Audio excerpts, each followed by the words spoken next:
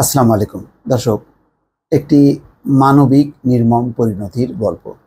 এই গল্পের শেষটা হলো এরকম যে মা বাবাকে উদ্দেশ্য করে বলছে নায়ক বা প্রেমিক যে আমার কবরের পাশে রোকেয়ার কবর দিও।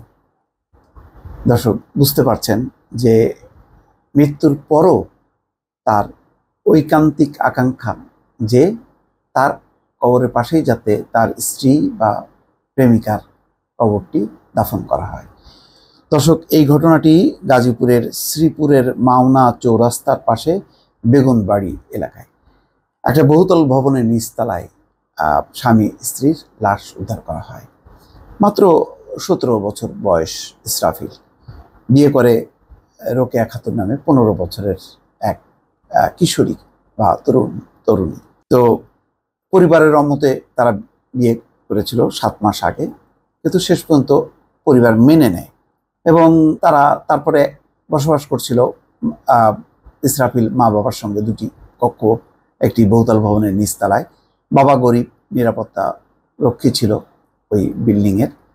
তো 2টি ঘর, একটি ঘরে ইসরাফিল আর রোকেয়া থাকতো, আর পাশে থাকতো তার বাবা মা। ইসরাফিল কিছুই করতো না, আর মা কাজলি বেগম ভবনের পাশে চায়ের দোকান চালাতো। মানে কষ্টের সৃষ্টে তাদের জীবন যেত। এবং সবচেয়ে অবাক কাণ্ড যে কি কারণে হয়েছে এই ঘটনা কেউ বলতে পারে না। তাদের মধ্যে খুব মনোমালিন্য বা ঝগড়াঝাটি হয়েছে তাও না।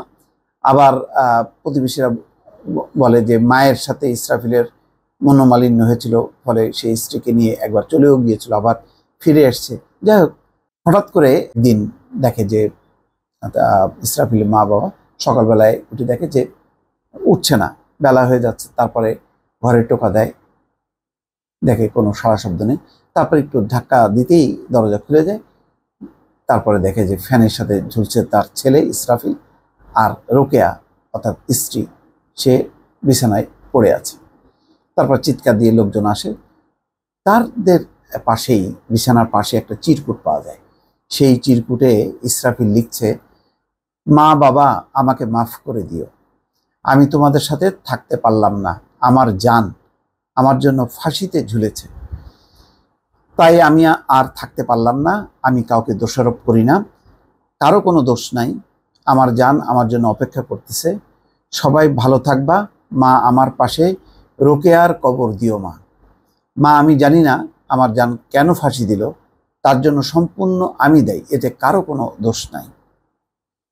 আজকে সকালবেলায় ঘটনা 10টায় ঘটনাস্থলে দেখা গেছে যে ভবনের প্রধান ফটকের সামনে মানুষের জটলা, ভেতরে পুলিশ, ভবনের নিচতলায় একটি কক্ষে বিছানার পাশাপাশি ইসরাফিল ও রোকেয়ার নিথর দেহ পড়ে আছে। পাশে অন্য একটি কক্ষে বিলাপ করছে ইসরাফিলের মা কাজলি বেগম, বোন মোসাম্মদ সানিয়া ও ভাই মোহাম্মদ কামরুজ্জামান। যাই হোক, এই হচ্ছে খুবই সংক্ষিপ্ত আর কি একটা ঘটনা। মাত্র 7 মাসের তাদের বিবাহিত জীবন, যে প্রেম করে তারা 7 মাস আগে বিয়ে করে।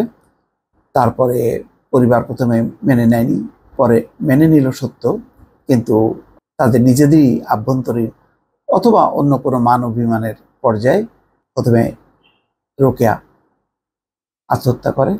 আর সেটি দেখে ইসরাফিলও সিদ্ধান্ত নেয় যে সেও আর বেঁচে থাকবে না, সে ফ্যানের সাথে ঝুলে পড়ে। কিন্তু গুরুত্বপূর্ণ হচ্ছে ওই চিরকুটটি, যে চিরকুটটি মা বাবাকে বলছে, মা বিশেষ করে মাকে উদ্দেশ্য করে, মা আমার কবরের পাশে রোকেয়ার কবরটি দিও। অসাধারণ, খুবই একটা দরিদ্র মানুষ হতে পারে তারা, কিন্তু প্রেম ভালোবাসা অনেক বড়, অন্তত এই একটি বক্তব্যে দর্শক বোঝা যায়। ভালো থাকবেন, আল্লাহ হাফেজ।